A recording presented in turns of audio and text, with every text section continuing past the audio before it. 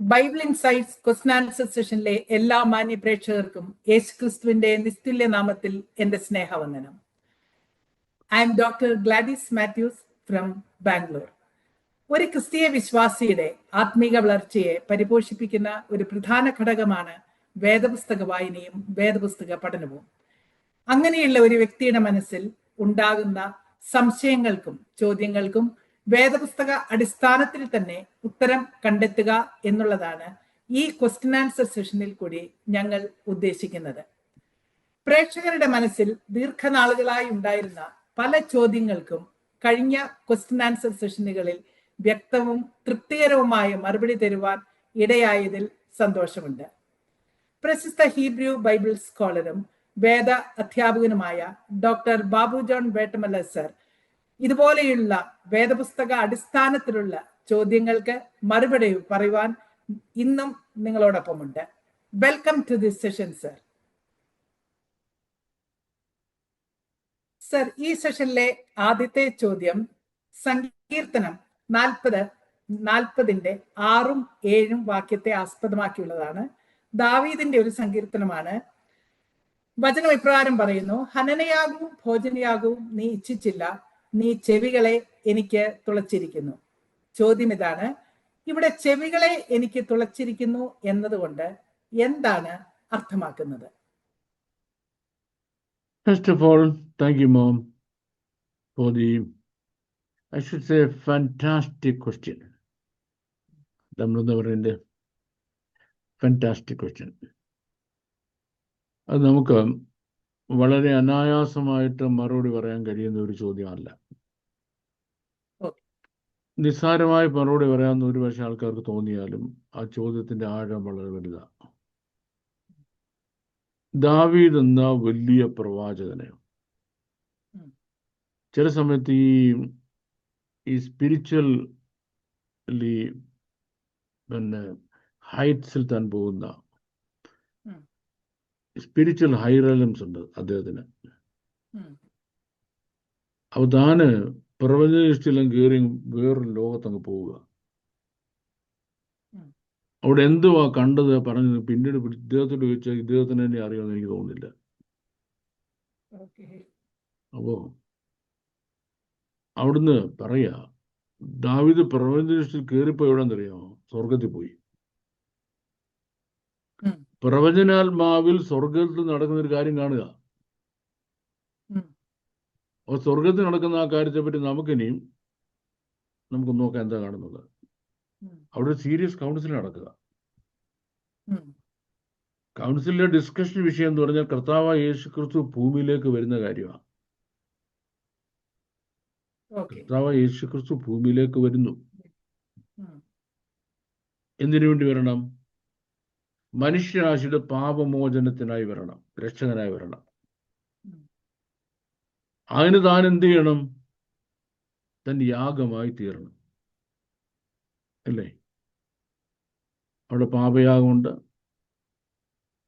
പിന്നെ ഹനനയാഗമുണ്ട്, ഭോജനയാഗമുണ്ട്, സൗഭ്യവാസനയാഗങ്ങളുണ്ട്, സമാധാനയാഗമുണ്ട്, ഒരുപാട് യാഗങ്ങളുണ്ട്. ഇതിലേത് യാഗമാകണം? അപ്പം പിതാവിന്റെ മറുപടി, ഏത് യാഗമായിട്ടും കാര്യമില്ല. എന്തുകൊണ്ട്? ഒരുപാട് കാളയും ആടും ഓൾറെഡി യാഗമായി കഴിഞ്ഞു. അതുവല്ലം പാപം ചെയ്തതാണോ? നമ്മൾ അല്ല, പാപമില്ലാത്ത ഒരാളിനെ മരിക്കണ്ടേ? ഏത് കാളയെ പാപം ചെയ്ത്? അല്ല, ഏത് ആടാ പാപം ചെയ്തത്? അല്ലേ? എല്ലാം പാപമില്ലാത്ത രക്തമല്ലേ ചൊരിഞ്ഞത്. So God would say, I am not interested in just sacrifices only. അവിടെ അതിനകത്ത് ഒരു പ്രധാന കാര്യം എന്ന് പറയുന്നത്, I am not just interested in mere sacrifices. ദൈവം പറയുന്നത് സബാഹ് ഉമ്മിൻഹാഹ് നോഹ പാസ്റ്റ. സബാഹ് എന്ന് പറഞ്ഞാൽ ഈ ഹനനയാഗങ്ങൾ, ഉമ്മിൻഹാഹ് ദഹനയാഗങ്ങൾ. നോ ഹപാസ്ത, എനിക്ക് അതിനകത്ത് താല്പര്യമേ ഇല്ല എന്ന് ദൈവം പറഞ്ഞത് ദൈവത്തോട് തിരിച്ചു പറയുക. അപ്പം അസനായിം കരീഥ, അസനായിം എന്ന് പറഞ്ഞ ചെവികള്, കരീഥ അങ്ങ് എനിക്ക് തുളച്ചിരിക്കുക. ലീ ഒലാഹ് വഹറ്റാഹ് ലോ സലേറ്റ, ലീ ഒലാഹ് ബേൺഡ് ഓഫറിങ്സും വേണ്ട. ഇനിയും വഹറ്റാഹ്, കറ്റാഹ് എന്ന് പറഞ്ഞ സിൻ ഓഫറിങ്, പാപയാകൂ. ലോ സലേറ്റ, സലേറ്റ എനിക്ക് വേണ്ട, റിക്വയർ, ഐ ഡോണ്ട് റിക്വയർ. അപ്പം ഇനി എന്താ അവന്റെ പിതാവിന് വേണ്ടിയത്? അസ് അമാർത്തി, അസ്. അപ്പൊ അങ്ങനെ പിതാവ് പറഞ്ഞപ്പോ പുത്രൻ പറയും. നമ്മൾ ആ ഡയലോഗ് കേട്ടോ കേട്ടോ. അസ് അമാർത്തി, പുത്രൻ പറയും. എന്ത് പറയുന്നത്? ഹിന്നഹ്, ഹിന്നഹ്, ബിഹോൾഡ്, ബാറ്റി, ഞാൻ വരിക. ഇതിനു വേണ്ടി എന്താ വരുന്നത്? ഗിലാത്ത് സെപ്പർ കത്തൂബ്, ബിംഗില്ലാത്ത സെപ്പർ, എത്രയോ പുസ്തകങ്ങളിൽ കത്തൂബ് എന്നെപ്പറ്റി എഴുതിയിരിക്കുന്ന, അല്ല എന്നെപ്പറ്റി. അതുകൊണ്ട് എന്താ വരുന്നറിയാമോ? ല അസോത്ത് റത്സോൻക എലഖായ്, ല അസോത്ത് ചെയ്യുന്നതിന്, എന്ത് ചെയ്യുന്നതിന്? റത്സോൻക അങ്ങയുടെ ഇഷ്ടം ചെയ്യുന്നതിന്, എലോഖായ് അങ്ങയുടെ ഇഷ്ടം ചെയ്യുന്നതിന്, capacity, I delight, I delight. വത്തോരറ്റക്കാം ബത്തോക്ക് മെഎ, അങ്ങയുടെ ന്യായപ്രമാണം മുഴുവനും, തോരറ്റക്ക ന്യായപ്രമാണം മുഴുവനും, ബത്തോക്ക് മെഎ എന്ന് പറഞ്ഞാൽ എൻ്റെ അകത്ത് എഴുതി വച്ചിരിക്കുക. എൻ്റെ അകത്ത് ന്യായപ്രമാണം മുഴുവനും എഴുതി വച്ചിരിക്കുകയാണ്. ഇവിടുന്ന് നമ്മൾ കാര്യം തുടങ്ങേണ്ടത്. നമ്മൾ ഇവിടുന്ന് കാര്യം തുടങ്ങേണ്ടത്. കേട്ടോണം, സെറ്റിങ്ങിൽ നിന്ന് കുഴപ്പമുണ്ടെന്ന് തോന്നുന്നു. നമ്മൾ ഇവിടുന്ന് കാര്യത്തിലേക്ക് കടക്കാൻ പോവാം. നമ്മൾ ഇവിടുന്ന് എന്ത് കാര്യത്തിലേക്ക് കടക്കാൻ പോകുന്നത്? Let's have A look. ഒരുപാട് കാളയും ആടും യാഗം കഴിക്കപ്പെട്ടു. നീയും പോയി യാഗം കഴിക്കുക, മോനും അങ്ങോട്ട് പോയി കണ്ടിക്കുക. എന്നിട്ട് എനിക്ക് എന്നാ ഗുണം? പിതാവിന്റെ ചോദ്യം. നമ്മൾ ആ സീനിൽ പോകണം. ഞാൻ ആ ഡയലോഗ് മുഴുവൻ വായിച്ചു കേൾപ്പിച്ചു. ഇനി നമ്മൾ ചോദിക്കണം, എന്നിട്ട് എനിക്ക് എന്നാ ഗുണം? എൻ്റെ മോനും അവിടെ പോയി യാഗം കഴിച്ചു, ഒരു മൃഗത്തെ പോലെ. എനിക്ക് എന്നാ ഗുണം?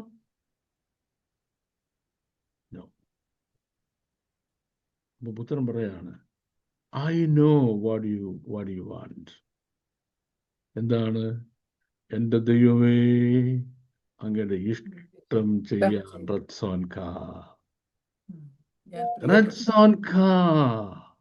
അങ്ങയുടെ ഇഷ്ടം. So I want somebody who can do my will. എൻ്റെ ഇഷ്ടം ചെയ്യാൻ ഒരാളെ എനിക്ക് വേണം.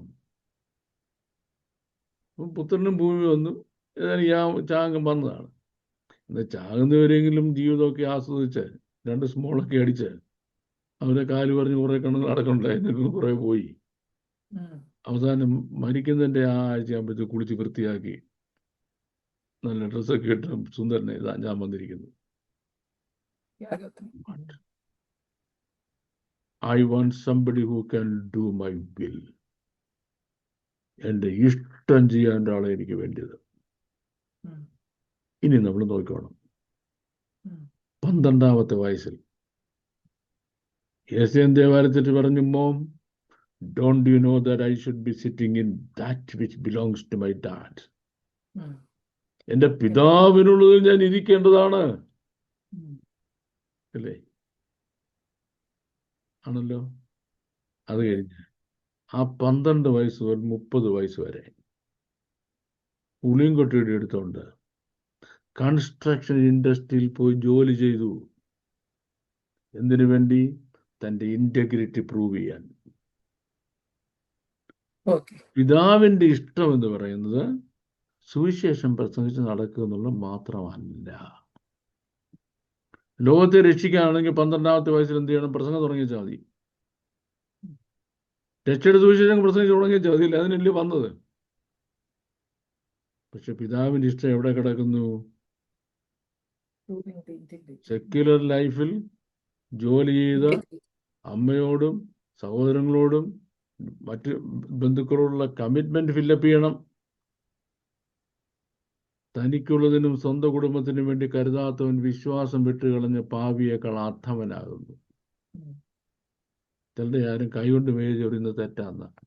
ഓ അത് നമ്മൾ കർത്താവിന്റെ വേല, ഈ കർത്താവിൻ്റെ വേല വെക്കുകയാണത്.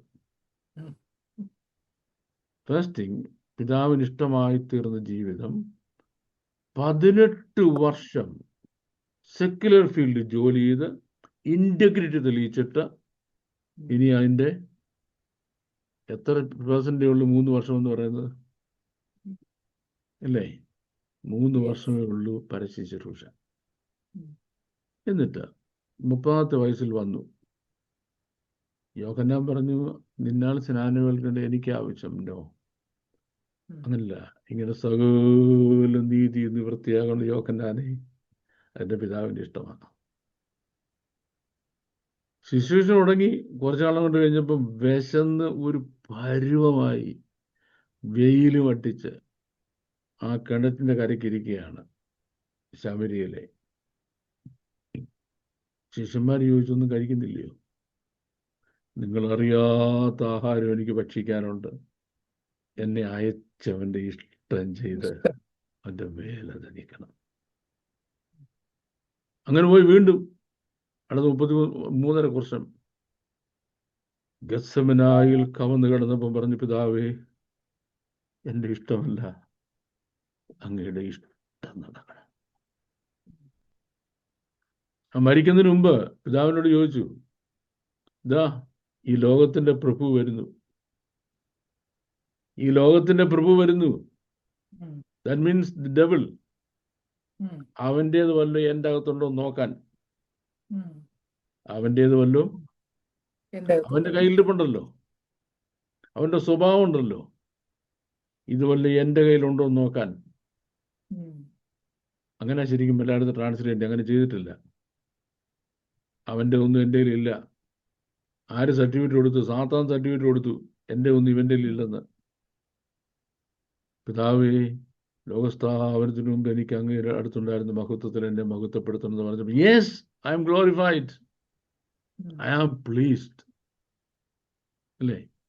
30-ാമത്തെ വയസ്സിൽ ഇവൻ എൻ്റെ പ്രിയപുത്രൻ, ഇവനിൽ ഞാൻ പ്രസാദിച്ചിരിക്കുന്നു പറയാൻ കാരണം, അതിനു മുമ്പ് സുവിശേഷം പ്രസംഗിച്ചോ, പാപികളെ രക്ഷിച്ചോ, രോഗികളെ സൗഖ്യമാക്കിയോ, ഭൂതങ്ങളെ പിടിപ്പിച്ചോ, അത്ഭുതം ചെയ്തോ, എന്തെങ്കിലും ചെയ്തോ? ഇല്ലല്ലോ. ഇല്ല. So you can please God without doing any of these things if you work faithfully in this secular world. Yes. ഒന്നും ചെയ്യണ്ട, ഒന്നും ചെയ്യണ്ട. സെക്യുലർ ഫീൽഡിൽ ഫെയ്ത്ത്ഫുൾ ആയിട്ട് നീ ജോലി ചെയ്യാമെങ്കിൽ you can win more people to the Lord than an unfaithful pastor who has put on the gown of a pastor.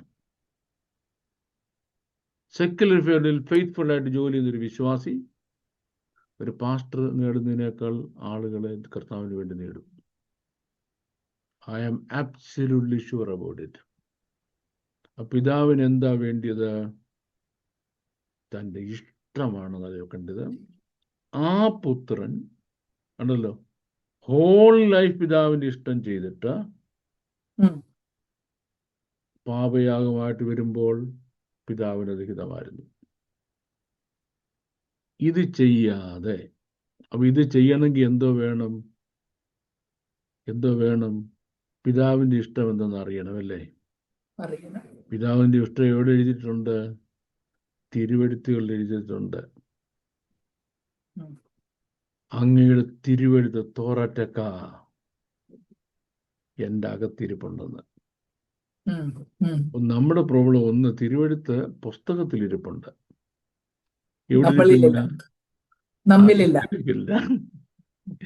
ഞാൻ ഈ കൊച്ചിലെ ബൈബിൾ വായിച്ചുകൊണ്ട് എനിക്ക് നല്ല നിശ്ചയമായിരുന്നു വാക്യങ്ങളൊക്കെ. ഉം.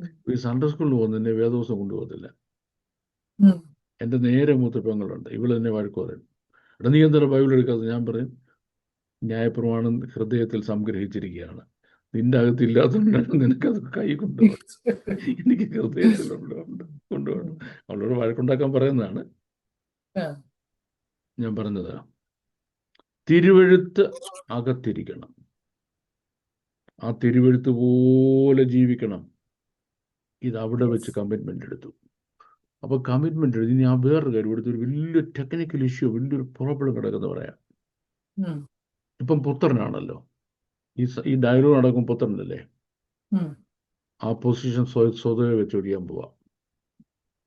ആ പൊസിഷൻ സ്വതവേ ദൈവരൂപത്തിലേക്ക് ദൈവത്തോടുള്ള സമത്വം പിടിച്ചുകൊള്ളണമെന്ന് വിചാരിക്കാതെ തന്നെത്താൻ ഒടിച്ചു,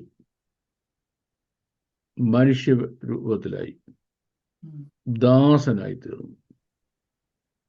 എത്ര നാളത്തേക്ക്? അടുത്ത ചോദ്യം. ഒരിക്കലും പിരിയത്തില്ല. അപ്പോൾ ഹീബ്രു കൾച്ചറിൽ ഒരു യജമാനെ ഒരു ദാസൻ സേവിച്ച് അവൻ്റെ ടൈം കഴിഞ്ഞപ്പോൾ അവനെ സ്വതന്ത്രനായിട്ട് പോകാം. ദാസൻ പറഞ്ഞു, ഞാൻ പോകത്തില്ല, ഞാൻ എൻ്റെ യജമാനെ സേവിച്ച് നിന്നോളാം. അവന് നേരെ കൊണ്ടുവന്ന് കട്ടൽക്കാലിൻ്റെ കൂടെ കൊണ്ടുവന്നിട്ട് ഒരു സൂചി കൊണ്ട് അവൻ്റെ ചെവി തുളയ്ക്കണം, അതിൽ ഇത് കട്ടൽക്കാലിൽ അടിച്ച് തുളയ്ക്കണം. ആ തുള കാണുന്നത് ഇവൻ ജീവകാലം മുഴുവനും ഈ യജമാനന്റെ അടിമയായിട്ട് ചോദിച്ചോളാം. ഈ പുത്രൻ സ്വയവെ ഏറ്റെടുക്കുന്ന തൻ്റെ ഹ്യൂമിലിയേഷനുണ്ട്. പിതാവ് പുത്രനെ താഴ്ത്തിയതല്ല, പുത്രൻ തന്നെത്താൻ താഴ്ത്തി. ഏതുവരെ? ഒരു റൈറ്റും എനിക്കില്ല, ഇവർക്ക് റൈറ്റ്സ് ഇല്ല. ആർക്ക്? സ്ലേവ്സിന് റൈറ്റ്, ഒരു റൈറ്റും, അടിമയ്ക്ക് ഒരു റൈറ്റുമില്ല, ഒരു റൈറ്റുമില്ല. ആ അടിമയുടെ സ്ഥാനത്തേക്ക് തന്നെത്താൻ താഴ്ത്തി. ചെവികളെ എനിക്ക് തുളച്ചിരിക്കുന്നു എന്ന് പറഞ്ഞാൽ, I gave my ears to you, you pierce it. അപ്പം സ്വർഗം മുഴുവൻ, ഏഞ്ചലിക് വേൾഡിൽ, ഹെവൻലി വേൾഡിൽ മുഴുവനും പിതാവിനോട് സമനായിരുന്നയാള് ഇന്ന് ചെവിയെ തുളയിട്ടുകൊണ്ട് നടക്കുകയാണ്. മനസ്സിലായോ? Yes, I am the son, but I behave as a servant. I am son. എനിക്ക് പുത്രത്വത്തിന് യാതൊരു ഗുണവുമില്ല, പിതാവിന് എന്നെ പൂർണ്ണമായിട്ട് അംഗീകരിച്ചിട്ടുണ്ട്. പക്ഷെ ഞാൻ എങ്ങനെ ബിഹേവ് ചെയ്യാൻ പോകുന്നുള്ളതിനെയും I am going to be a servant. എന്തിനു വേണ്ടി? For the sake of saving. അനേകം പുത്രന്മാരെ തേജസ്സിലേക്ക് നയിക്കുന്ന അവരുടെ രക്ഷാനായകനായി തീരണമെങ്കിൽ ഞാൻ ആരായി പോകാൻ തയ്യാറാണ്? സ്ലേവായിട്ട് പോകാൻ തയ്യാറാണ്. അപ്പം പിതാവേ, നിങ്ങളുടെ ഇഷ്ടം ചെയ്യുവാൻ ഞാൻ പ്രിയപ്പെടുന്നു. That's where it is. I know my answer was longer than what people. Yeah, but that was a very beautiful explanation. Yeah, it was a beautiful explanation, നമുക്ക് sir. അങ്ങനെ എക്സ്പ്ലെയിൻ ചെയ്തെങ്കിലേ നമ്മുടെ വാഴ്ത്തപ്പെട്ട കർത്താവിനെ പറ്റി മനസ്സിലാകത്തുള്ളൂ, എങ്കിൽ മാത്രമേ മനസ്സിലാകത്തുള്ളൂ. കാര്യം പലരും ജീവിതത്തിന്റെ നല്ലൊരു ഭാഗം അടിച്ചു പൊളിച്ച് കള്ളും കുടിച്ച് കളയും, അവസാനം അങ്ങ് ഭക്തി പ്രസ്ഥാനത്തിലേക്ക് തിരിയും. അറിയായ്മയുടെ കാര്യമല്ല ഞാൻ പറഞ്ഞത്. Proving the integrity, it's very important. Something very different, something entirely Yeah. different. Yes. Thank Great. you. Thank you very much, sir. No problem. അടുത്ത ചോദ്യം, പുതിയ നിയമത്തിൽ എല്ലാ സുവിശേഷങ്ങളെയും പ്രതിപാദിച്ചിരിക്കുന്ന ഒരു വിഷയമാണ് പാപിയായ സ്ത്രീ യേശുവിന്റെ കാൽക്കൽ പരിമള തൈലം പൂശുന്നത്. മത്തായി സുവിശേഷം 26-ാം അധ്യായം 6 മുതൽ 12 വരെയുള്ള വാക്യങ്ങളിൽ യേശു കുഷ്ഠരോഗിയായ ശിമോന്റെ വീട്ടിൽ ഇരിക്കുമ്പോൾ ഒരു സ്ത്രീ വിലയേറിയ സ്വച്ഛ ജഡമാംസി തൈലം പൂശുന്നതായിട്ട് കാണുന്നു. മർക്കോസിന്റെ സുവിശേഷം 14-ാം അധ്യായം 3 മുതൽ 9 വരെയുള്ള വാക്യത്തിലും അതുപോലെ തന്നെ കുഷ്ഠരോഗിയായ ശിമോന്റെ വീട്ടിൽ ഒരു സ്ത്രീ എന്ന് കാണുന്നു. ലൂക്കോസിന്റെ സുവിശേഷം 7-ാം അധ്യായം 36 മുതൽ 50 വരെയുള്ള വാക്യങ്ങളിൽ പരീശന്മാരിൽ ഒരുത്തന്റെ വീട്ടിൽ സ്ത്രീയെ പറ്റി പറയുമ്പോൾ പാപിയായ സ്ത്രീ എന്ന് കാണുന്നു. യോഹന്നാന്റെ സുവിശേഷം 12-ാം അധ്യായം 1 മുതൽ 8 വരെയുള്ള വാക്യങ്ങളിൽ ബഥാന്യയിൽ ഉള്ള ഒരു വീട്ടിൽ മറിയ തൈലം പൂശുന്നതായിട്ട് കാണുന്നു. ചോദ്യം ഇതാണ്, ഇതെല്ലാം ഒരേ സംഭവം ആണോ അതിന്റെ മൂലഭാഷയിൽ അല്ലെങ്കിൽ ഒറിജിനൽ ടെക്സ്റ്റിൽ?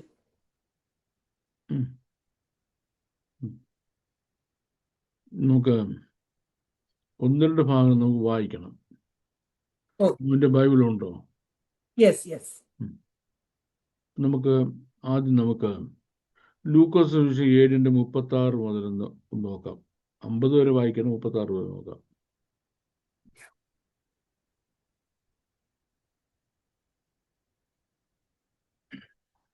പരീശന്മാരിൽ ഒരുത്തൻ തന്നോടുകൂടെ ഭക്ഷണം കഴിപ്പാൻ അവനെ ക്ഷണിച്ചു.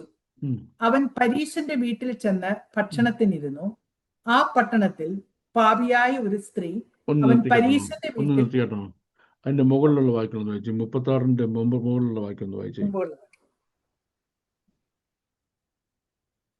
35-ാം വാക്യം ഒരു പാരഗ്രാഫ് എൻഡിങ് ആണ്. ജ്ഞാനമോ തന്റെ എല്ലാ മക്കളാലും തുടങ്ങുന്നത്. സ്ത്രീകളിൽ നിന്ന് ജനിച്ചവരിൽ യോഹന്നാനേക്കാൾ വലിയവൻ ആരുമില്ല. ദൈവരാജ്യത്തിൽ ഏറ്റവും ചെറിയവനോ അവനിൽ വലിയവൻ എന്ന് ഞാൻ നിങ്ങളോട് പറയുന്നു. എന്നാൽ ജനമൊക്കെയും ചുങ്കക്കാരും കേട്ടിട്ട് യോഹന്നാന്റെ സ്നാനമേറ്റതിനാൽ ദൈവത്തെ നീതീകരിച്ചു. എങ്കിലും പരീശന്മാരും ന്യായശാസ്ത്രിമാരും അവനാൽ സ്നാനമേൽക്കാതെ ദൈവത്തിന്റെ ആലോചന തങ്ങൾക്ക് വൃഥാവാക്കി കളഞ്ഞു. അതാണ്. ഓക്കെ. ഈ തലമുറയിലെ മനുഷ്യരെ ഏതിനോട് ഭൂമിക്കേണ്ടു? അവർ ഏതിനോട് തുല്യം? ഞങ്ങൾ നിങ്ങൾക്കായി കുഴലൂതി, നിങ്ങൾ നൃത്തം ചെയ്തില്ല. ഞങ്ങൾ നിങ്ങൾക്കായി വിലാപം പാടി, നിങ്ങൾ കരഞ്ഞില്ല എന്ന് ചന്തസ്ഥലത്തിരുന്ന് അന്യോന്യം വിളിച്ചു പറയുന്ന കുട്ടികളോട് അവർ തുല്യർ. യോഹന്നാൻ സ്നാപകൻ അപ്പം തിന്നാതെയും വീഞ്ഞു കുടിക്കാതെയും വന്നിരിക്കുന്നു. അവന് ഭൂതമുണ്ട് എന്ന് നിങ്ങൾ പറയുന്നു. മനുഷ്യപുത്രൻ തിന്നും കുടിച്ചും കൊണ്ട് വന്നിരിക്കുന്നു. തിന്നിയും കുടിയനുമായ മനുഷ്യൻ ചുങ്കക്കാരുടെയും പാപികളുടെയും സ്നേഹിതൻ എന്ന് നിങ്ങൾ പറയുന്നു. ജ്ഞാനമോ തന്റെ എല്ലാ മക്കളാലും നീതീകരിക്കപ്പെട്ടിരിക്കുന്നു. തുടർച്ചയാണ് പരീശന്മാരിൽ. നമുക്ക് ഈ വേദവസ്തം വായിക്കുമ്പോൾ നമ്മൾ പ്രത്യേകിച്ച് മുഴുവൻ ബൈബിൾ വായിക്കുമ്പോഴും നമ്മൾ മനസ്സിലാക്കേണ്ട കാര്യം, ആ പറഞ്ഞിരിക്കുന്ന സംഭവം എവിടെ നടന്നു, സ്ഥലം ഇതെവിടെ നടന്നു, 2 എപ്പോഴാണ് നടന്ന കാലം, 3 അതിൽ ഇൻവോൾവ് ആയ ആളുകൾ ആരാണ്. ഈ 3 കാര്യങ്ങൾ നമ്മൾ ശ്രദ്ധിച്ച് മനസ്സിലാക്കണം. ഇല്ലെങ്കിൽ വലിയ പ്രോബ്ലമാണ്. നമുക്കിവിടെ ആ പട്ടണത്തിലെ പാപിനിയായ ഒരു സ്ത്രീ, പാപിനിയായ സ്ത്രീ എന്ന് പറയുമ്പോൾ അന്ന് സ്ത്രീകൾ ചെയ്യുന്ന ഒരേ ജോലിയുള്ള അത് ഈ പാപമാണ്. മറ്റൊന്നും അവർക്ക് ജോലിയില്ല. ഈ ഞാൻ പറഞ്ഞില്ല, ഷോപ്പിംഗ് കോംപ്ലക്സ് പിന്നെ സാധനങ്ങൾ എടുത്തു കൊടുക്കുന്നതോ അങ്ങനെ വേറെ ഒരു സ്ത്രീകൾക്കില്ല. ഈ വൃത്തികേട് മാത്രമേ ഉള്ളൂ ഇവർക്ക്. പട്ടണത്തിലെ പാപിനിയായ ഒരു സ്ത്രീ. കർത്താവ് ഇവിടെ ഇരിക്കുന്നത് ഒരു പരീശന്റെ വീട്ടിൽ. എന്തിനാ ഭക്ഷണത്തിന് ഇരിക്കുന്നത്? ആ പരീശന്റെ വീട്ടിൽ സംഭവിച്ച കാര്യങ്ങൾ, 1, കർത്താവ് വന്നു, അത് കയറി ഭക്ഷണത്തിനിരുന്നു. അപ്പം കർത്താവിനെ പേര് ഒരാള് എന്തിനാ ഈയുടെ വീട്ടിൽ ഭക്ഷണം? ഈയുടെ വീട്ടിന് ഹോട്ടലാണ്, അല്ലല്ലോ. അല്ല, യേശുവിനെ ഭക്ഷണത്തിന് വിളിച്ചതാണ്. എന്തിനാ ഭക്ഷണത്തിന് വിളിച്ചത്? യേശു അവിടെ പ്രസംഗിക്കാൻ ചെന്നു. അപ്പോൾ യേശു വലിയ പോപ്പുലറായ ആളാണ്. ഈ നാട്ടിലൊരു സ്വഭാവം ഉണ്ട് കേട്ടോ, വളരെ പോപ്പുലറായ അവിടെ നമ്മുടെ വീട്ടിൽ വിളിച്ചൊരു കാപ്പി കുടിയൊക്കെ കൊടുക്കും. വീട്ടിൽ കയറി കാപ്പി കുടിച്ചിട്ട് പോണേ. ഇപ്പോഴും ഉണ്ടല്ലോ അത്. ഞാൻ കോഴഞ്ചേരി കോളേജ് BA പഠിക്കുന്നേ, അതിൻ്റെ അപ്പുറത്തുള്ള ഒരു സ്ഥലത്ത് കുറെ സാഹിബുമാരൊരിക്കൽ കൺവെൻഷൻ നടത്താൻ വന്നു. അപ്പൊ ഈ സാഹിബിന്റെ പ്രസംഗം മലയാളത്തിലോട്ട് ട്രാൻസ്ലേറ്റിന് ആരുമില്ല. ഞാൻ BA പഠിക്കുന്നേ ഉള്ളൂ, സെക്കൻഡ് ഇയറാണ്. ഈ സംഘാടകര് പലരും പറഞ്ഞു കേട്ടോ എന്നെ ഒന്ന് പൊക്കിക്കൊണ്ട് പോയി ട്രാൻസ്ലേറ്റ് ചെയ്യാനായിട്ട്. ഓക്കെ. അപ്പൊ ഈ നാട്ടുകാരെന്ന് അറിയാമോ, സായിപ്പുമാരെ ചാപ്പാടിന് വിളിക്കും. ഉം. അപ്പൊ സായിപ്പ് വരുമ്പോഴത്തേക്കും ഒരു മുട്ട പുഴുങ്ങി ഒക്കെ വെക്കും കേട്ടോ. ഉം. അപ്പം സായിപ്പ് തിന്നുന്ന കാണാൻ വലിയൊരു ആൾക്കൂട്ടമാണ്. എനിക്ക് ഇവരോട് ഇരിക്കണം, സായിപ്പിന് വരുന്ന സായിപ്പിന് എന്ത് എടുത്തിട്ട് ഇതെന്താ എന്തോന്നും ചോദിക്കും. ഉം. അപ്പൊ എനിക്ക് വേറൊരു ചാപ്പാട് കിട്ടും, അത് വേറൊരു കാര്യം. ആ. എന്നിട്ട് ഫോട്ടോ എടുക്കും. എന്തിനാ? സായിപ്പ് നമ്മുടെ നാട്ടിൽ വന്നപ്പോൾ നമ്മുടെ വീട്ടിൽ വന്നു എന്നെല്ലാം കാണിച്ച് ഫോട്ടോ എടുത്ത് വിത്തി എനിക്ക് വെക്കുന്നതിന് വേണ്ടി. അതെ. അപ്പൊ കർത്താവ് ഒരിടത്ത് ചെന്നപ്പോ ഉം. ഒരു പരീശൻ ഞാൻ ഇവിടുത്തെ വലിയ ആളാണെന്ന് കാണിക്കണം പുള്ളിക്ക്. അതാണ് ഭക്ഷണം കഴിക്കാൻ വരാൻ പറഞ്ഞു. ഉം. കർത്താവ് എന്ത് ചെയ്തു? പരീക്ഷന് വീട്ടിൽ ചെന്നു.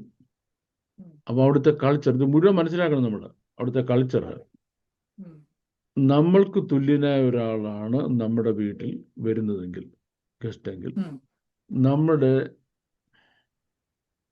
വേലക്കാരനെ വിട്ട് അയാളുടെ കാല് കഴുകിച്ച് അയാളെ അകത്ത് കയറ്റും. ഉം. നമ്മളെക്കാൾ വലിയൊരാളാണ് വരുന്നെങ്കിൽ ഉം. നമ്മൾ ചെന്ന് കാല് കഴുകി ചുംബനം കൊടുത്ത് അകത്ത് കയറ്റും. ഉം. ഇനി വളരെ താണയത്തിനാണെങ്കിൽ ആരും മൈൻഡ് ചെയ്യത്തില്ല, അവന് ഒരു മൈൻഡ് ചെയ്യത്തില്ല. ഉം. കർത്താവ് അവിടെ വന്നപ്പം ഇയാളുടെ പേര് ശീമോൻ എന്നാ. അതെ. ഇതിലും മൈൻഡ് ചെയ്തില്ല കർത്താവിനെ. ഉം. കർത്താവ് അകത്ത് എന്തെന്നറിയാം, ഭക്ഷണം കഴിക്കേണ്ടിയിരുന്നു. ഭക്ഷണം കഴിക്കേണ്ടിയിരുന്നു എന്ന് പറയുമ്പോൾ മനസ്സിലാക്കണം, നമ്മളിപ്പോൾ ഇരിക്കുന്ന പോലെ കസേരല്ല ഇരിക്കുന്നത്. ഉം. തറയിൽ മാട്രസ് വിരിച്ചിട്ട് ഉം. രണ്ട് കാലും വലത് സൈഡിലോട്ട് മടക്കി മടക്കി ഇട സൈഡ് അല്പം ചരിഞ്ഞ് ഇങ്ങനെ ഇരിക്കുന്നത്, ഭക്ഷണം തിന്നിരിക്കുന്നത്. ഉം. അപ്പോൾ പറയുന്ന ഒരാൾക്ക് നമ്മൾ കാണാതെ വന്ന് നമ്മുടെ കാലെ തൊടാം, കാല് വൃത്തിയാക്കാം, കഴുകാം, ഉം. ഇതൊക്കെ ചെയ്യാം. ഉം. ഇപ്പം ഞാനിങ്ങനെ മേശലെടുത്തിരിക്കുമ്പോൾ ഒരാൾക്ക് ചെയ്യാൻ പറ്റത്തില്ല, ബുദ്ധിമുട്ടാണ്. ഇല്ല ഇല്ല. ഉം. അപ്പൊ ഇതിനെപ്പറ്റി യാതൊരു ബോധവും ഇല്ലാത്തവരാണ് എന്ത് ചെയ്തത്, നമ്മുടെ ഈ ലാസ്റ്റ് സപ്പർ വരച്ചത്. ഓക്കെ. ലാസ്റ്റ് സപ്പറിന്റെ പടം കണ്ടില്ല, മേശ പടം. Okay okay. അങ്ങനെയുള്ള ഉം. മേശയൊന്നും അല്ല അവിടെ. ആ. അപ്പൊ പട്ടണത്തിലെ പാപിനിയായ സ്ത്രീ വന്ന് ഉം. കണ്ണുനീര് കൊണ്ട് കർത്താവിന്റെ കാല് കഴുകി തലമുടി കൊണ്ട് തുടച്ചിട്ട് പരിമള തൈലം പൂശി. ആ പരിമള തൈലം എന്ന് പറഞ്ഞാൽ ഒരാള് അതിന്റെ ഒരു വർഷത്തെ അധ്വാനത്തിന്റെ ഫലമാണ് ഒരു പരിമള തൈലം മേടിക്കാൻ പറ്റുന്നത്. അത് വലിയ എക്സ്പെൻസീവ് ആണ്. അത് ധനികരായ ആൾക്കാർ ഇപ്പൊ സ്വർണം മേടിച്ച് വീട്ടിൽ വെക്കുന്ന മാതിരി ഇത് മേടിച്ച് വീട്ടിൽ വെക്കും. അലബാസ്റ്റർ ഭയങ്കര എക്സ്പെൻസീവ് ആണ്. അപ്പൊ ഇത് ആ പട്ടണത്തിൽ, ഏത് പട്ടണത്തിൽ? അപ്പർ ഗലീലയിലാണ് കർത്താവ് അന്നേരം. ഉം. ശുശ്രൂഷ തുടങ്ങിയിട്ട് 3 മാസം കഴിഞ്ഞതേ ഉള്ളൂ. ഉം. കർത്താവ് ശുശ്രൂഷ തുടങ്ങിയിട്ട് 3 മാസം കഴിഞ്ഞതേ ഉള്ളൂ. ഉം. എവിടെയാണ് കർത്താവ്? അപ്പർ ഗാലിയിലാണ്. ഉം. വിളിച്ചതാരാണ്? ശീമോൻ എന്ന പരീശൻ. ശീമോൻ എന്ന പരീശനെ വിളിച്ചത്. ഉം. ഇനിയും അവിടെ സംഭവം ഇതാണ്, ഇവരൊരു പാപിനിയായ സ്ത്രീയായിരുന്നു. Clear that, there is no doubt about it. കർത്താവിന്റെ ശുശ്രൂഷ തുടങ്ങുന്ന ആദ്യകാലത്താണ്. കർത്താവ് നിന്റെ അനവധിയായ പാപങ്ങൾ ക്ഷമിച്ചു തന്നിരിക്കുന്നു പറഞ്ഞു.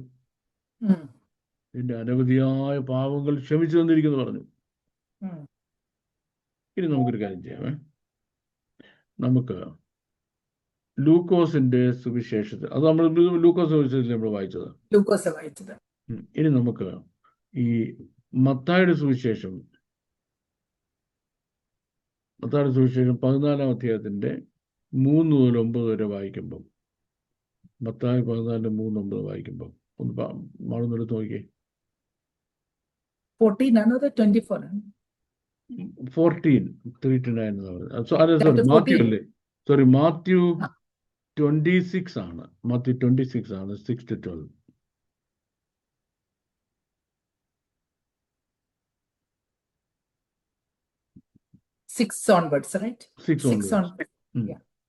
യേശു ബഥാനിയിൽ കുഷ്ഠരോഗിയായിരുന്ന ശിമോന്റെ വീട്ടിൽ ഇരിക്കുമ്പോൾ ഒരു സ്ത്രീ.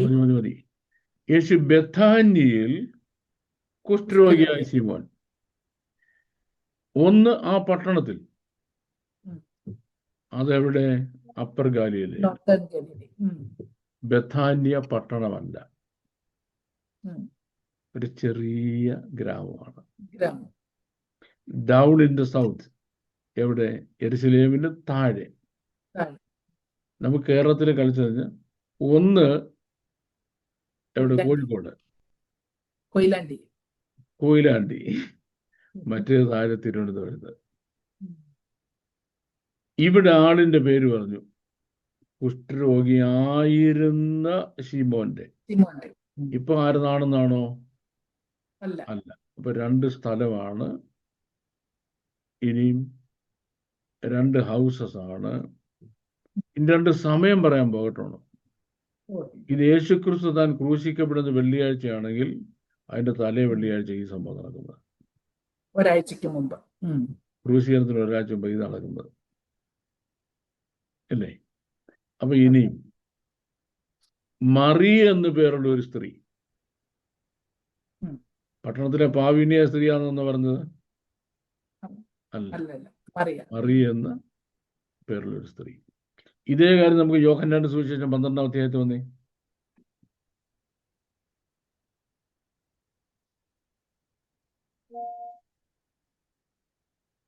അധ്യായം 1 മുതൽ വാക്യം. യേശു മരിച്ചവരിൽ നിന്ന് ഉയർപ്പിച്ച ലാസർ പാർത്ത ബെഥാനിയിലേക്ക് യേശു പെസഹയ്ക്ക് 6 ദിവസം മുമ്പേ വന്നു. അവിടെ അവർ അവന് ഒരു അത്താഴം ഒരുക്കി. മാർത്ത ശുശ്രൂഷ ചെയ്തു. ലാസറോ അവനോടുകൂടെ പന്തിയിൽ ഇരുന്നവരിൽ ഒരുവൻ ആയിരുന്നു. അപ്പോൾ മറിയ വിലയേറിയ സ്വച്ഛജടമാംസതൈലം. അപ്പൊ നമുക്ക് എന്താ മനസ്സിലായി? യോഹന്നാന്റെ സുവിശേഷത്തിലും മത്തായിയുടെ സുവിശേഷത്തിലും ഇനി മർക്കോസ് സുവിശേഷത്തിലും പറഞ്ഞിരിക്കുന്നത്, മർക്കോസ് വായിക്കണ്ട, ഇത് തന്നെയാണ് മർക്കോസ് സുവിശേഷം പറഞ്ഞിരിക്കുന്നത്. ആര്? ലാസറിന്റെ സഹോദരിയായ മറിയ. അവരെ പറ്റി പറഞ്ഞിരിക്കുന്നത് കുഷ്ഠരോഗിയായ ആയിരുന്ന ശീമോന്റെ വീട്ടിൽ ഭക്ഷണത്തിൽ നിന്നാണ്. ഇവിടെ നമ്മൾ മനസ്സിലാക്കേണ്ട കാര്യം കേട്ടോ, ഈ സുവിശേഷങ്ങൾ എഴുതുന്നത് ഈ സംഭവങ്ങൾ അറിയാവുന്ന ആളുകൾക്ക് വായിക്കാനാണ്, അവരെ റിമൈൻഡ് ചെയ്യാനാണ്. അതിന്റെ ബാക്ക്ഗ്രൗണ്ടൊക്കെ അറിയാം. 21 മിനിറ്റ് ഞാനും മോമും കൂടി ഇതിനെപ്പറ്റി സംസാരിക്കുന്ന ഒരു ധാരണയും ഈ 4 പേർക്കും ഇല്ല, 4 സുവിശേഷകർക്ക് അറിയില്ല. അവരെന്ത് എഴുതുന്നില്ല? ഡീറ്റെയിൽസ് എഴുതുന്നില്ല. ഫോർ എക്സാമ്പിൾ, ഇപ്പം മോമിന്റെ ഹസ്ബൻഡ് ചർച്ചിൽ അക്കൗണ്ട്സും കാര്യങ്ങളും ചെയ്തുകൊണ്ടിരിക്കുമ്പം ഒരു ഡോക്യുമെന്റ് വേണം. മോനെ വിളിച്ച് ആ ഇന്ന ഡോക്യുമെന്റ് ഇങ്ങോട്ടേക്ക് കൊണ്ടുതരണം എന്ന് പറയത്തേ ഉള്ളൂ, അല്ലേ? കാരണം നിങ്ങളൊരു വീട്ടിൽ താമസിക്കുന്ന ഡോക്യുമെന്റ് എവിടെയാണെന്ന് അറിയാൻ പറ്റലാണെങ്കിൽ നീ വീടിന്റെ കതവ് തുറന്ന് അവിടെ ഇത്രാമത്തെ റൂമിൽ പോയി ഇന്ന ഡോർ തുറന്ന് ഇന്നടത്തോട്ട് തിരിഞ്ഞ് നോക്കുമ്പോൾ ഇന്ന സേഫ് ഉണ്ട്, അതിന്റെ ഇത്രാമത്തെ ഇതില് ഇരിക്കുന്ന ഇന്ന പുസ്തകം എന്ന് പറയണം, അല്ലേ? അറിയാവുന്ന ആളിനോടാണെങ്കിലോ ആ ഡോക്യുമെന്റ്. ഇത്രയും വ്യത്യാസം വേദപുസ്തകം വായിക്കുമ്പോൾ നമ്മൾ മനസ്സിലാക്കണം. 1-ാം നൂറ്റാണ്ടിൽ വായിക്കുന്നവർക്കെല്ലാം അറിയാം, നമുക്കോ അറിയത്തില്ല. അപ്പൊ നമുക്ക് 2 സോഴ്സ് ഉണ്ട്. ഒന്ന്, ഈ സംഭവങ്ങളുടെ മുഴുവൻ ഡീറ്റെയിൽസ് എഴുതിയിരിക്കുന്ന വലിയ ജൂയിഷ് റൈറ്റേഴ്സ് ഉണ്ട്, അവരുടെ അടുത്ത് പോകണം. 2, അപ്പോസ്റ്റോലിക് ചർച്ചിന്റെ റൈറ്റിംഗ്സ് ഉണ്ട്, ചർച്ചുകളും ചർച്ച തമ്മിലുള്ള റൈറ്റിംഗ്സ് ഉണ്ട്, അവിടെ പോകണം ഡീറ്റെയിൽസ് അറിയണമെന്നുണ്ടെങ്കിൽ. നമുക്കിവിടെ ഡീറ്റെയിൽസ് ഒക്കെ വരാം. ഒന്ന് ഞാൻ പറഞ്ഞു, അപ്പർ ഗലീലയിലാണ്, പട്ടണത്തിലാണ്, പാവനിയായ സ്ത്രീയാണ്, അവരാ കുറ്റബോധം കൊണ്ട് ചെയ്തതാണ്, പാപക്ഷമയ്ക്ക് വേണ്ടിയതാണ്. ഇവിടെ നമുക്ക് അത് കഴിഞ്ഞ് കർത്താവിന്റെ ക്രൂശീകരണത്തിന് ഇനി 6 ദിവസം കൂടെ ബാക്കിയുള്ളൂ. അപ്പോഴാണ് കർത്താവ് ഈ വീട്ടിൽ വരുന്നത്. ഏത് വീട്ടിൽ? ലാസറിന്റെയും മാർത്തയുടെയും മറിയുടെയും വീട്ടിൽ വരുന്നു. അവരുടെ ഇച്ചിരി ഭാഗ്യനോട് പറയാൻ പോവാം, ഇച്ചിരി ഭാഗ്യനോട് പറയാം.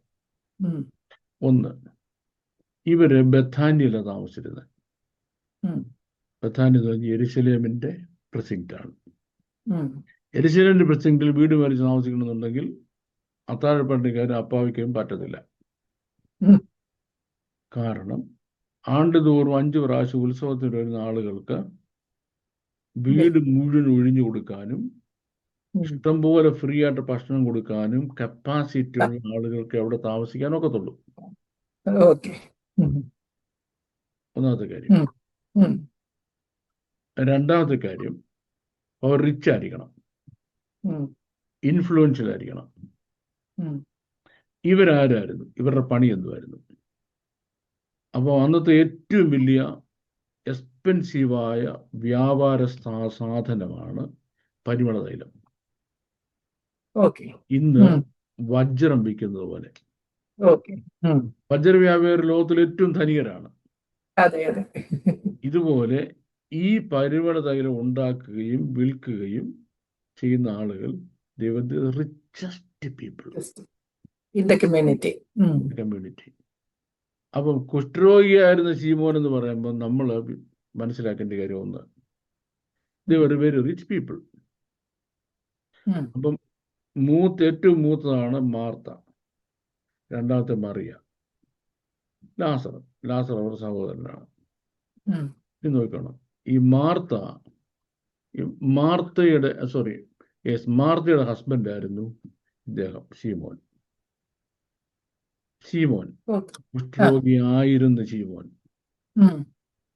അപ്പം റിസർച്ച് സ്റ്റഡി പറയുന്നത് യേശു ക്രിസ്തുമായിട്ടുള്ള ബന്ധത്തിൽ ഈ ശീമോന്റെ കുഷ്ഠരോഗം സൗഖ്യമായി, കർത്താവ് സൗഖ്യമാക്കി. പക്ഷെ കർത്താവ് പരസ്യമായിട്ട് ഈ കാര്യം ഒന്നും പറയാതെ യെരൂശലേമിൽ നിൽക്കത്തില്ലായിരുന്നല്ലോ, ഓടിക്കളയായിരുന്നല്ലോ. ശീമോൻ പിന്നെ മരിച്ചു. പക്ഷെ ഫാമിലിയും കർത്താവായിട്ട് ഭയങ്കര ക്ലോസ് ടൈ ആണ്. പക്ഷേ പറ്റിയ കുഴപ്പം, ഇയാൾ കുഷ്ഠരോഗിയായിരുന്നു എന്ന ഒറ്റ കാരണം കൊണ്ട് അടുത്ത പിള്ളേർ കല്യാണം നടന്നില്ല. നമ്മൾ അതൊരു കുഷ്ഠരോഗി വീട്ടിൽ കൊണ്ട് കല്യാണം കഴിക്കുകയോ അങ്ങോട്ട് കൊടുക്കുകയോ ചെയ്യോ? ഇല്ലല്ലോ, ഇല്ല. ഇവർ ഇൻഫ്ലുവൻഷ്യൽ ഫാമിലി ആയിരുന്നുള്ളതിന്റെ അടുത്ത റീസൺ ഞാൻ പറയാൻ പോവാണ്. ലാസർ മരിച്ചപ്പോൾ പട്ടണത്തിലെ ആൾക്കാർ മുഴുവനോട് വന്നു. ഇൻഫ്ലുവൻസ് അതിന്റെ അടുത്ത റീസൺ പറയാൻ പോവാ. കുഷ്ഠരോഗിക്ക് നഗരത്തിൽ താമസിക്കാൻ പെർമിഷൻ ഇല്ല. നഗരത്തിന് പുറത്ത് കുഷ്ഠരോഗിയുടെ കുഴി പോയി കിടക്കണം. ഇയാൾ പിന്നെ എങ്ങനെ അവിടെ താമസിച്ചത്? Because he was highly influential. അപ്പം ഇവരുടെ സഹോദരനെ കർത്താവ് ജീവനോട് തിരിച്ചു കൊണ്ടുവരിക, മരിച്ച ലാസറിനെ. അപ്പൊ ആ ലാസറിനെ തിരിച്ചു കൊണ്ടുവന്നപ്പോ കർത്താവ് അവിടെ വന്നപ്പോൾ ലാസർ കർത്താവിന്റെ അടുത്ത് ഭക്ഷണം കഴിക്കാനിരിക്കുക. മറിയ സംബന്ധിച്ചോളം സഹിക്കാൻ കഴിയത്തില്ല രംഗം. cannot imagine. 4 ദിവസം കരഞ്ഞ കരച്ചിൽ അവക്കെ അറിയത്തുള്ളൂ. ഈ സഹോദരൻ മരിച്ചു കഴിഞ്ഞപ്പോഴേ 4 ദിവസം കരഞ്ഞ കരച്ചിൽ അവക്കെ അറിയത്തുള്ളൂ. എന്തോ കൊടുക്ക് കർത്താവിന്. പാപബോധമല്ല, മറ്റേ പാവനിയായ സ്ത്രീ. ഇത് സന്തോഷം സഹിക്കാൻ കഴിയത്തില്ല. Sense of gratitude. അകത്ത് ചെന്ന ഈ വീട്ടിലെ ഏറ്റവും വലിയത് എന്തുവാ? ആ പരിമള തൈലമാണ്. The most expensive. ഇങ്ങോട്ട് കൊണ്ടുവന്ന് പൊട്ടിച്ചങ്ങ് ഒഴിച്ചു.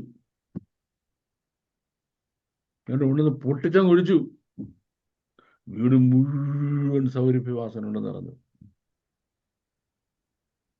അപ്പൊ നമ്മള് വേദപുസ്തകത്തിൽ കാര്യം വായിക്കുമ്പോൾ 1, ഈ സ്ഥലം എവിടെയാണ്; 2, ഇതിൽ ഇൻവോൾവ് ആയ ആളുകൾ ആരാണ് അല്ലെ; 3, ഇതേത് സമയമായിരുന്നു, കർത്താവുമായി ബന്ധപ്പെടുമ്പോൾ ശുശ്രൂഷയുടെ ഏത് സമയമായിരുന്നു. ഇതിന് സ്ഥലകാല ബോധം എന്ന് പറയും. ഈ സ്ഥലകാല ബോധം ഇല്ലാതായി പോയി കഴിഞ്ഞാൽ എന്താ, അതെല്ലാം ഒരു സ്ത്രീയാ, അതെല്ലാം ഒറ്റ സ്ത്രീയാ. ഇതെല്ലാം നമുക്കാരാ? മഗ്ദലന മറിയമാണ്. നമുക്കിതെല്ലാം ആരാ? മഗ്ദലന മറിയ. ഒരു കാര്യം ശ്രദ്ധിച്ചോണേ, മഗ്ദലന മറിയത്തിന് ഇതിന്റെ ഒരു തുള്ളി, ഒരു ഡ്രോപ്പ് മേടിക്കാനുള്ള പൈസ ഉള്ളതല്ല. മഗ്ദലന മറിയ 7 ഭൂതങ്ങളാൽ പിടിക്കപ്പെട്ട പാപിനിയായ സ്ത്രീ. ഒന്നാമത് ആരുമില്ല. അതിൻ്റെ കൂടെ ഭൂതങ്ങൾ പിടിച്ചു കഴിഞ്ഞാൽ ഇതുങ്ങൾ എങ്ങനെയായിരിക്കും ജീവിക്കുന്നത് ആലോചിക്കുക. ആ കാലത്ത് അവരോടുന്ന പരിവളതയിലും കൊണ്ടുവന്ന കർത്താവിൻ്റെ കാര്യം കൊട്ടിരിക്കാനായിട്ട്. ഇവരെ കർത്താവ് ഭൂതങ്ങളെ ഓടിച്ച് ഇവരെ വിടുവിച്ച അന്നു മുതൽ കർത്താവിൻ്റെ കൂടെ കൂടി. എന്താ കൂടെ കൂടിയത്? ശുശ്രൂഷ ചെയ്യാൻ. ഇമാജിൻ ചെയ്തോണേ. ഒന്ന്, കർത്താവ് ശുശ്രൂഷയൊക്കെ കഴിഞ്ഞ് ഒരു വീട്ടിൽ വന്നു, ആ ഡ്രസ്സൊക്കെ ഊരിയിട്ടു. വിശ്രമിക്കുമ്പം അതൊന്ന് പോയി കഴുകി ഉണക്കി വൃത്തിയാക്കി അടുക്കി കൊണ്ടുവച്ച് കൊടുക്കുക അടുത്ത ദിവസത്തേക്ക്. ഭക്ഷണം എടുത്തുകൊണ്ട് കൊടുക്കുക, ആ പ്ലേറ്റ് വൃത്തിയാക്കുക. പിന്നെ കർത്താവിൻ്റെ പേഴ്സണൽ കെയർ.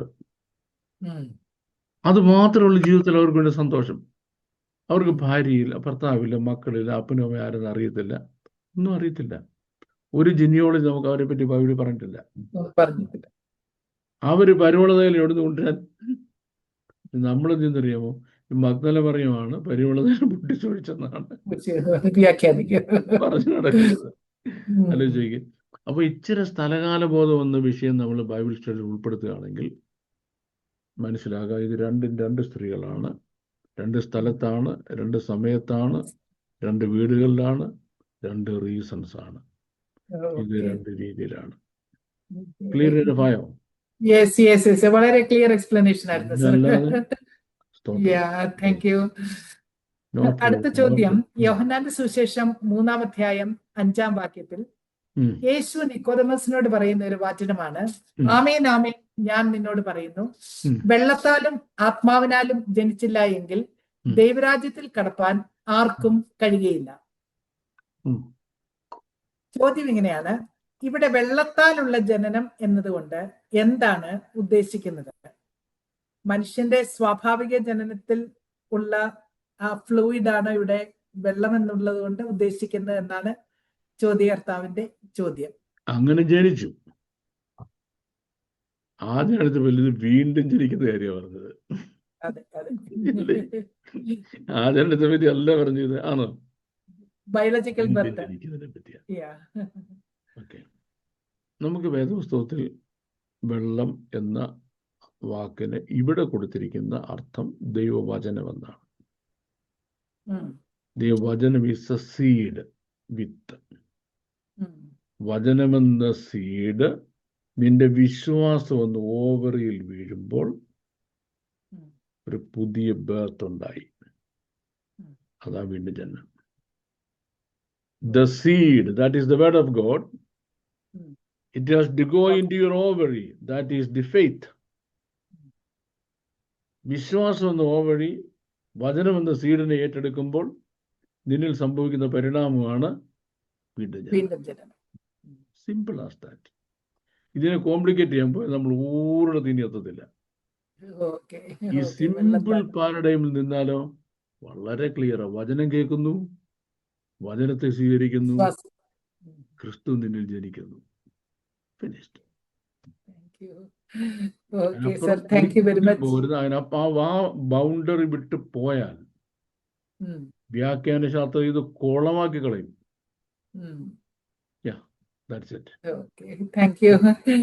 അടുത്ത ഒരു ചോദ്യം കൂടെ. മത്തായി സുവിശേഷം 5-ാം അധ്യായം 5-ാം വാക്യത്തിൽ കർത്താവ് തന്റെ ഗിരിപ്രഭാഷണത്തിൽ സൗമ്യതയുള്ളവർ ഭാഗ്യവാന്മാർ, അവർ ഭൂമിയെ അവകാശമാക്കും. Blessed are the meek, for they shall inherit the earth. ചോദ്യം ഇതാണ്, ഇവിടെ എർത്ത് അല്ലെങ്കിൽ ഭൂമി എന്നതുകൊണ്ട് എന്താണ് അർത്ഥമാക്കുന്നത്? ഭൂമി എന്നതുകൊണ്ട് ഭൂമി എന്നേ അർത്ഥമുള്ളൂ, വേറെ ഒരർത്ഥവുമില്ല. വേറൊരർത്ഥവുമില്ല. എന്താ ഈ മീക്ക് എന്ന് പറഞ്ഞാൽ? മീക്ക് അല്ലെങ്കിൽ സൗമ്യതയുള്ളവൻ എന്ന് പറഞ്ഞാൽ വേർഡിന്റെ അർത്ഥം കേട്ടോണേ. Those who are not ready to fight for their right എന്നാണ്. സ്പിരിച്വൽ ഫൈറ്റിന് കാര്യമല്ല ഞാൻ പറഞ്ഞത്. വല്ലവൻ്റെയും കഴുത്തിന് പിടിക്കാനും കുങ്ങായ്ക്ക് പിടിക്കാനും കുത്തിന് പിടിക്കാനൊന്നും പോകത്തില്ലെന്ന്. I am not ready to fight. ഇതാണ് മീക്ക് എന്ന് പറഞ്ഞാൽ. 2, അതിൻ്റെ അടുത്ത് കേട്ടോണം. ഞാൻ മീക്കാണ്, സൗമ്യന് താഴ്മയുള്ളവന്. എന്നെ നിയമിച്ചിരിക്കുന്നെങ്കിൽ ആ നുഖത്തിൻ്റെ അറ്റത്ത് നീ കയറി പിടിച്ചോളാം. എൻ്റെ കഴുത്തൊരു നുഖമുണ്ട്, എൻ്റെ മറ്റേ ഭാഗം നിന്റെ കഴുത്തോട്ട് വെച്ചോളാൻ. മനസ്സിലെ വാക്ക് വിത്ത് മീ. അങ്ങനെ ചെയ്താൽ ഇപ്പം നിന്റെ പ്രോപ്പർട്ടി ഒക്കെ പിടിച്ചു വരും. ക്രിസ്ത്യാനികളുടെ വസ്തു വീടൊക്കെ പിടിച്ചു പറിക്കുന്നില്ലേ എല്ലാത്തിനടുത്ത്? നൈജീരിയയിലൊക്കെ മുഴുവൻ പിടിച്ചു പറിക്കുക ക്രിസ്ത്യാനികളുടെ. ഒരു കാര്യമാണ്, ഒരു ദിവസം കർത്താവ് ഈ ഭൂമിയെ ഭരിക്കാൻ വരുമ്പോൾ നീ കർത്താവിനോട് വരും. ഈ ഭൂമി നിന്റെ ഇൻഹെറിറ്റൻസ് ആകും. You will be the inheritors of this earth for 1,000 years when Jesus comes to rule this earth. കർത്താവ് ഭൂമിയെ ഭരിക്കാൻ വരുമ്പോൾ 1000 കൊല്ലം നീ ഈ ഭൂമിയുടെ ഇൻഹെറിറ്റന്റ് അവകാശിയായിരിക്കും. കാര്യം നീ സൗമ്യത ഉള്ളവനായുണ്ട്. സൗമ്യത പറഞ്ഞാൽ I am not ready to fight. കർത്താവിന്റെ കർത്താവിന്റെ മുഖം എൻ്റെ കരുത്തെ വെച്ചിരിക്കുക. That's what it means. It doesn't mean anything else. So thank you very much for the detailed explanation, sir. പ്രേക്ഷകർ തുടർന്നും നിങ്ങളുടെ ചോദ്യങ്ങൾ കമന്റ് ബോക്സിലോ ടെക്സ്റ്റ് മെസ്സേജ് ആയിട്ടോ വോയിസ് മെസ്സേജ് ആയിട്ടോ സ്ക്രീനിൽ കാണുന്ന നമ്പറിൽ അയക്കാവുന്നതാണ്. തുടർന്നുള്ള നിങ്ങളുടെ ചോദ്യങ്ങൾക്ക് അതിന്റെ തക്ക സമയത്ത് റൈറ്റ് ടൈമിൽ സാർ അതിന് മറുപടി നൽകുന്നതായിരിക്കും. തുടർന്നും ഈ ചാനൽ വീക്ഷിക്കുക. നിങ്ങളുടെ സംശയങ്ങൾക്കുള്ള ചോദ്യങ്ങൾക്കുമുള്ള ഉത്തരങ്ങൾ ഇതിൽ കൂടെ നിങ്ങൾക്ക് ലഭിക്കുന്നതാണ്. May God bless you all. Thank you very much.